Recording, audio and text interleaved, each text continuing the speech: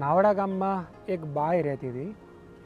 સંતો જ્યારે પણ નાવડા ગામમાં પધાર્યા ત્યારે એમના માટે એ પાણી ભરીને લઈ આવતી. અને એ જ ગામમાં એક હીરા શેઠ કરીને રહેતા અને એ સ્વામિનારાયણ ભગવાનનું મંદિર બનાવતા હતા. પછી એકવાર એ બાઈને સમાધિ થઈ અને એ અક્ષરધામમાં ગઈ. ત્યાં અક્ષરધામમાં હીરા શેઠ માટે મોટા મોલ ચણાવતા હતા.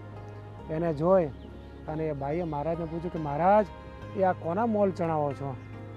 ત્યારે મહારાજે કીધું કે તારા ગામમાં હીરા શેઠ અમારું મંદિર બનાવે છે એટલે અમે એના સારું અહીંયા સોનાના મહેલ બનાવીએ છીએ. પછી એ બાઈએ મહારાજને પૂછ્યું કે મહારાજ, એ આ મોલ ક્યારે પૂરા થશે? ત્યારે મહારાજે કીધું કે આજથી 6 મહિને આ પૂરા થશે.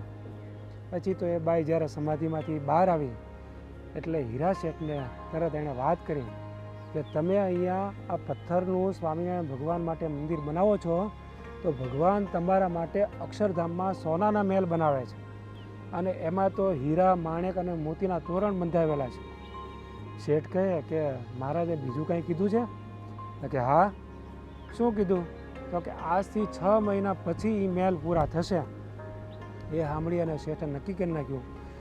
તારીખ વાર બધું નોંધી લીધું અને પોતે ચોમાસાના વખતમાં ધંધુકા કોઈ કામ પ્રસંગે ગયેલા. ત્યાં એમને તાવ આવ્યો.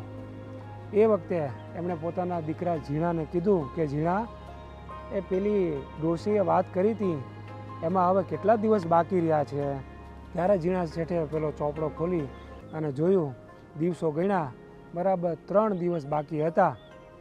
પછી શેઠ ચોમાસાની ઋતુ હતી, ગાડા ચાલી શકે એમ નહોતું, તો પણ પાડા ભાડે કરી અને એના ઉપર એ ઘરે પાછા આવ્યા.